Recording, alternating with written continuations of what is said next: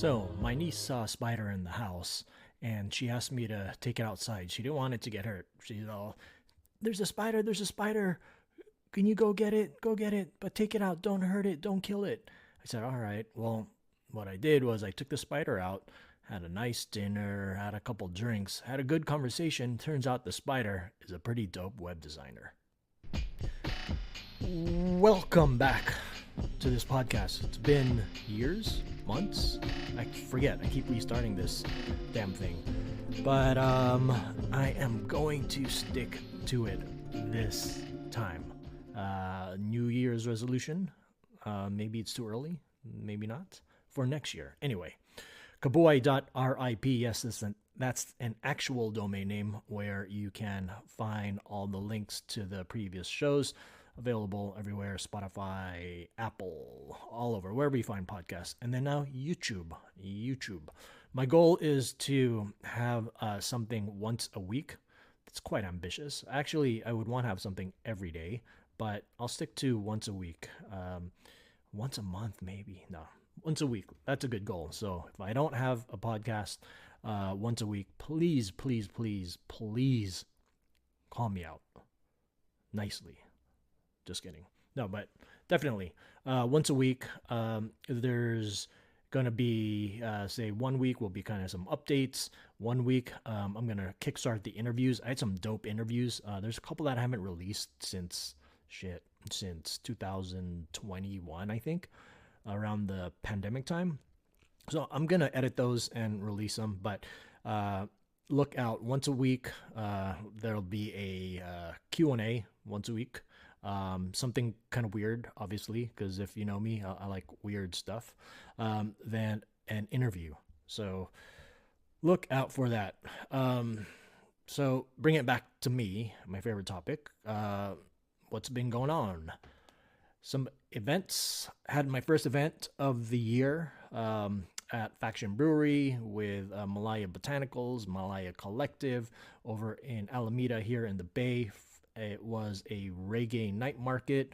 It was cool. Got to see Native Elements again. They're a Filipino old school reggae band. Been around for a long time, just as long as the other one, Mango Kings, here in the Bay. Fun nights. They had this really good beer there at Faction Brewery that I had with M and my friend M, and it was like a chocolate something. I think that's our thing. Is I don't really drink as much as I used to, but I'll have a good beer once in a while if I find something. And I've graduated. My palate has graduated from this any kind of beer, strong beer. I never like IPAs. It had this, I don't know, it just has this weird metallic taste. I'm not into IPAs. I'm not a beer snob, but I do like my dessert beers, kind of like the wines. I like ports.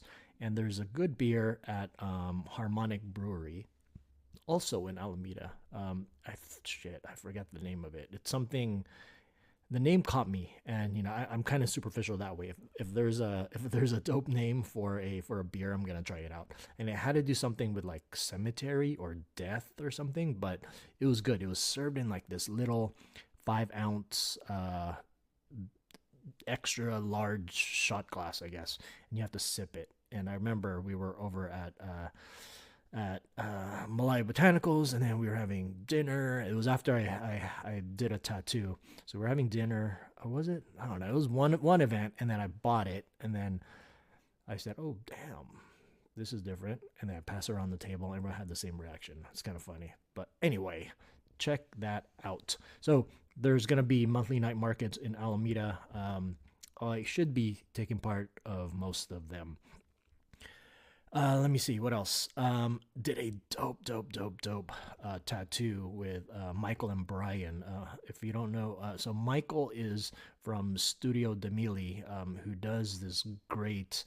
I keep saying pottery, but it's ceramics. Is it ceramics? I don't know, but he makes these cups, and he is also making like recreations of burial jars, which I think I'm gonna interview him about because it's definitely a conversation that we need to have as we're all getting older and the facts of life is when you get older, you have to deal with people transitioning, people dying, and just this January, we lost someone, Joanne, in our community, and it warrants a conversation. I know I had something like this a few years ago, when there was a death in my family, specifically my mother. And you can't help but think about your own mortality. And and and I already did, but it just kind of made me think about it more. And like me, Lane, Natalia, and others, we've had some pretty interesting conversations around death and like what we want to happen.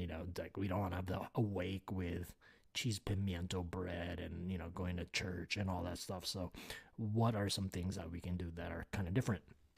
So anyway, I digress. Dope tattoo sessions up in Sacramento. We are actually working on a collaboration where what the pattern that I tattooed on his leg is going to make it into an object. So look out for that soon. Also, I just announced a new book that I'm working on. One of the many, many, many books that I'm working on for Struggle and Strength Publishing, or Struggle X Strength Publishing. If you want to see more of the product sides, what I'm doing, you can look at the YouTube video. I'll link it in this, sort of my 2025 what's coming.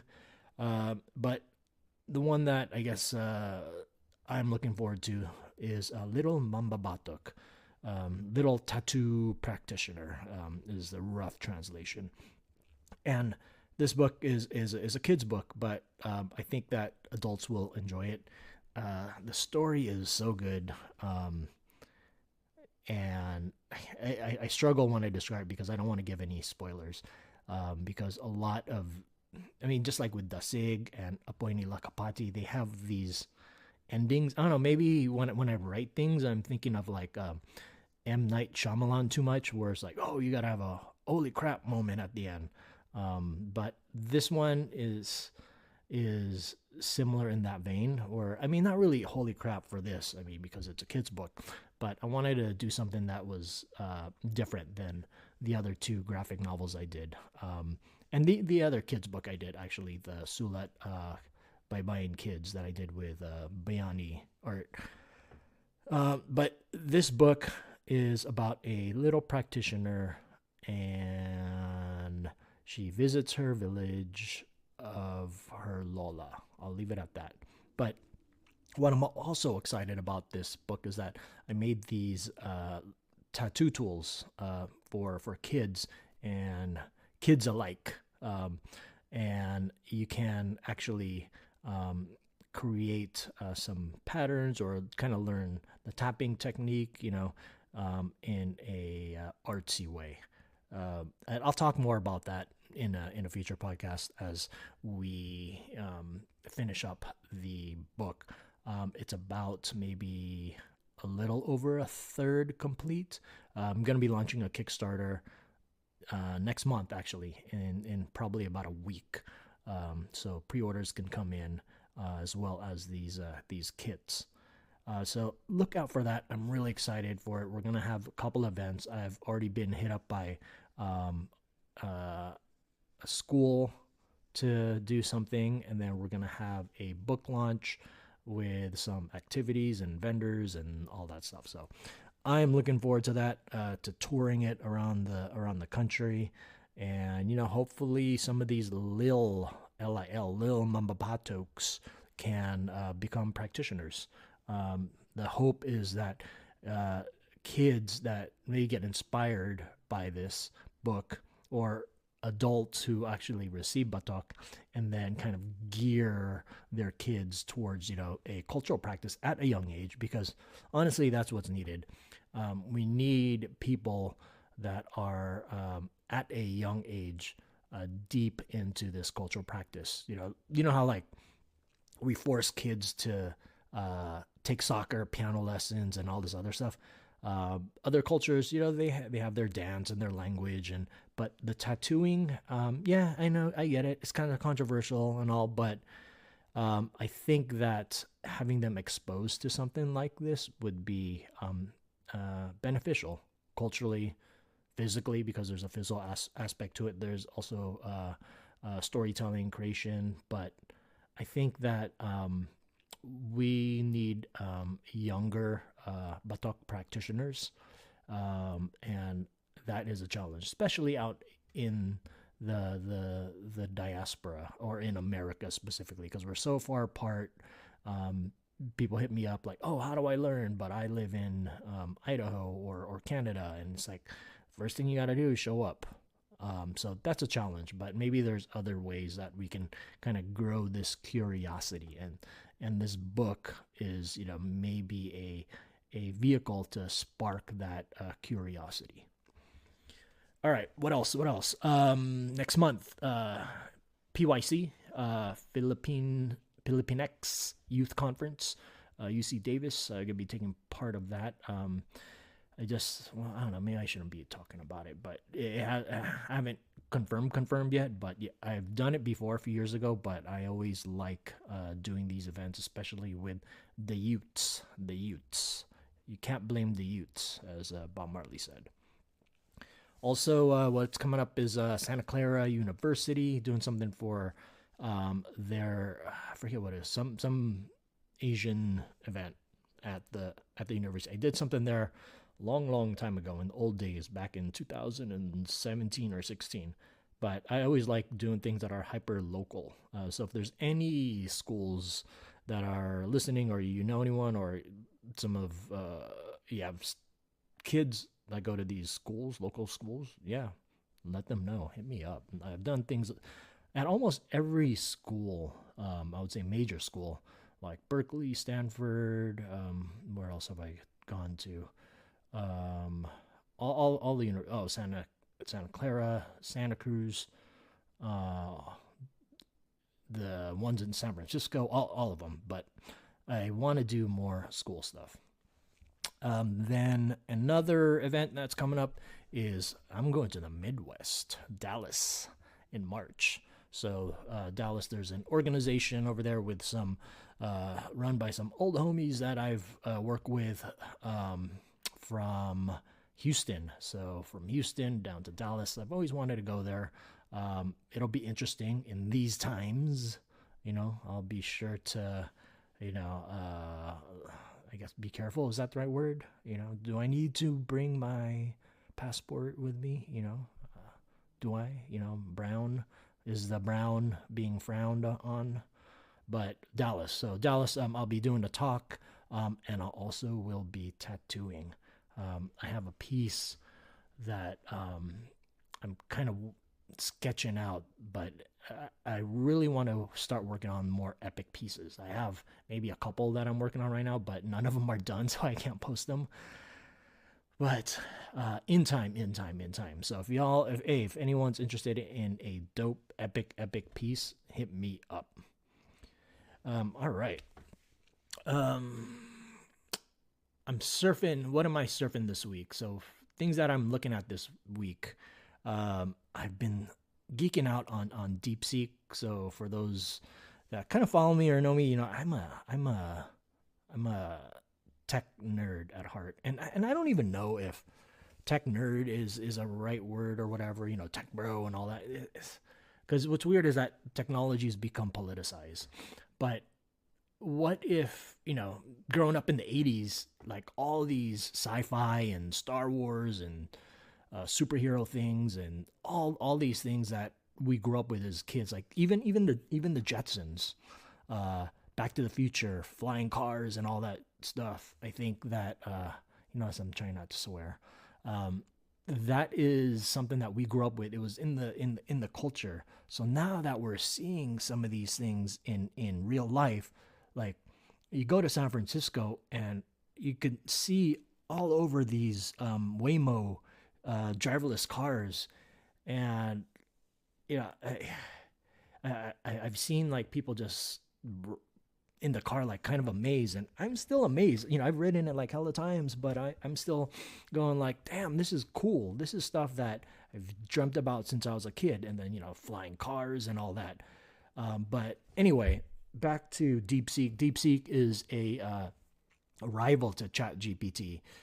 It was developed in China, and it was done or developed in such a fraction of the cost. So the reason what makes me interested, not because it's just AI, but then just the whole narrative around China. It's like, duh, who would have thought China would make something, of okay or good quality at a cheaper price? Like, who would have thought?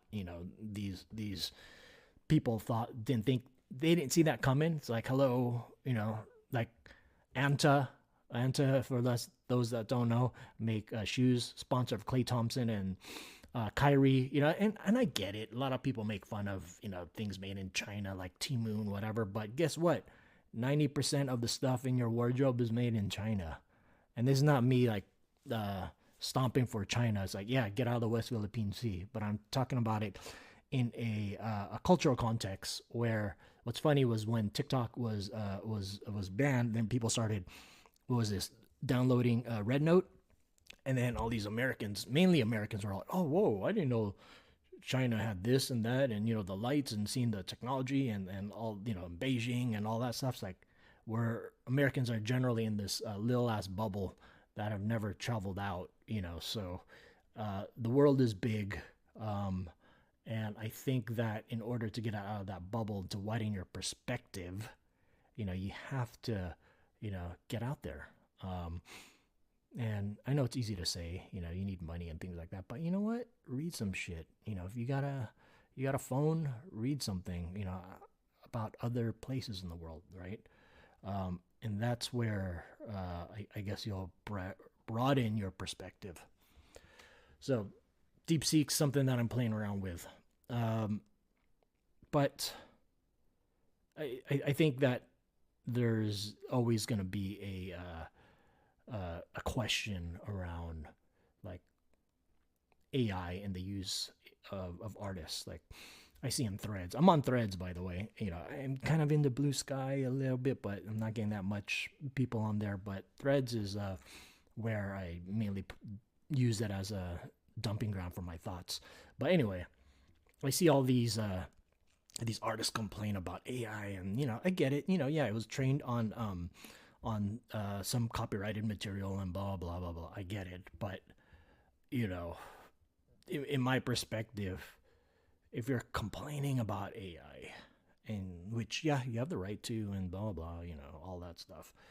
I mean, it's not really the art that you're worried about, because honestly, AI, yeah, it does produce some pretty dope art. You can't deny it. If you do a blindfold test with the snootiest artist or whatever, and they say, oh, this person painted this or whatever, they wouldn't be able to tell, And even if they could, that's a very small portion. I'm talking about, like, from a macro perspective, the general public doesn't care. They honestly don't. They just care about the end product.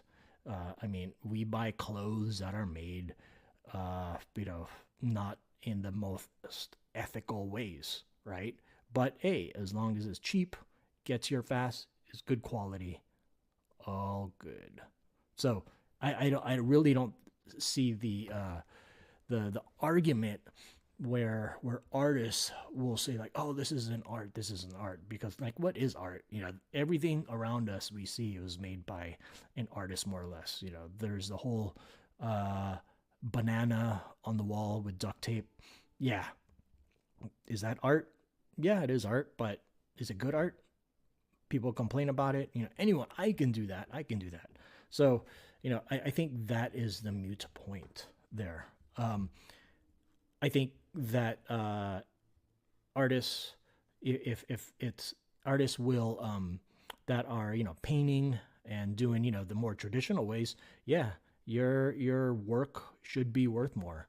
I like to use a metaphor about like records, right? a lot of people, they've never owned a physical record, they've never owned a cassette tape, and guess what? Those things are making a comeback, and they're hella expensive too now, like $40 for a record.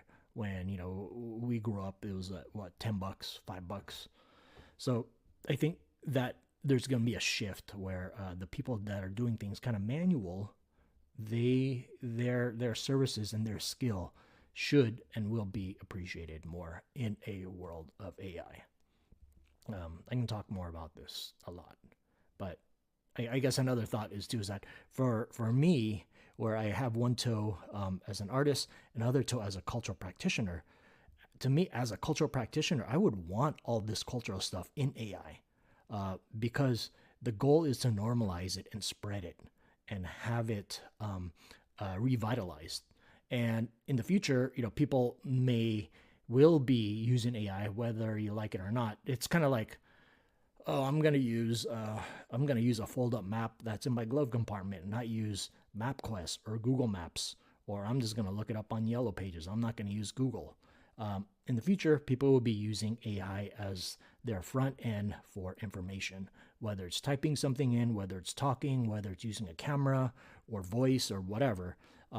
And if our items, our cultural assets are not in there, then it will not exist in the general zeitgeist. Am I using zeitgeist right? I just want to sound smart. Anyway, like for example, back in the day, in the old days, like 2008 or 9, there wasn't that much stuff about Sulat Baybayin, and you'd have to Google it, and you have to go to you have to go to Yahoo, and you have to go through all these categories. You have to go in pretty deep to find information. But now it's readily available. It's kind of normalized in comparison to how it was 10, 15 years ago.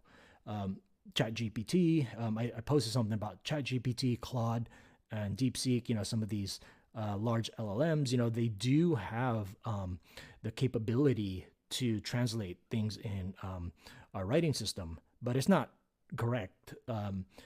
Like, for example, I typed in lakas, meaning strength. It outputted the characters la, ka, and sa. And yes, it did write the right characters because it is using the engine, probably from Google, as well as the the font consortium or whatever that me and my colleagues have been working on for a decade to get validated as official fonts and have it mapped to keyboards and things like that. So it's built on years' work. And at this point, it's not yet complete, but it'll get there. My point is that when people are searching for information, because no one wants to do the hard work. I mean, I wouldn't. I mean, if I would you rather spend 5 years on eBay looking for a damn book and spend $150 on it, literally just for a paragraph, and a paragraph that you already know exists, but then you want to read the surrounding text just to get context, just so you can connect that to another book that you bought like years ago, or you just want to type something up and then have it spit back out to you. So if you think about it, it's much more efficient that way. It's lower cost. Doesn't make the information any more or less valuable. It's like, just because I waited, I don't know, 10 years to get this information and spend $1,000 on some books, but then somebody has that information just by typing it in, it's still the same information. But then I guess then the power goes to whoever can contextualize or what you do with it, right? We have so much information, but it's what we do with it is what matters. And I think that if these knowledge systems, indigenous knowledge systems and practices, make it into AI databases, it'll spread it out more. Yeah, people will cultural appropriate and all that, but they would do it if they had the books anyway, right? And I think that I'm more of an optimist and say that yes, people will abuse and whatever, but then even abusing the knowledge or whatever, it's still living, if that makes sense. Um, and and this is a bad segue, but so another thing that I'm reading this week is so Vogue Philippines is dope. I'm a big fan of Vogue Philippines. When I was living in Manila, I was around that whole magazine scene, and I remember always seeing these magazines. I'll say it. I mean, Preview, Mega, and all. You know, it was always like uh, foreigners on the cover or mestizas and artistas and whatever. But Vogue Philippines, they're doing it right. And, you know, obviously with the cover with Apolongon, Bremen Rock, and then there's Vogue Man. So the latest issue has Kidlat Tahimik. They have like a Baguio theme, which is kind of cool. And this latest issue, Lane Woken, you know, for those that don't know, my teacher, Batok, wrote an article in there. So I suggest checking it out.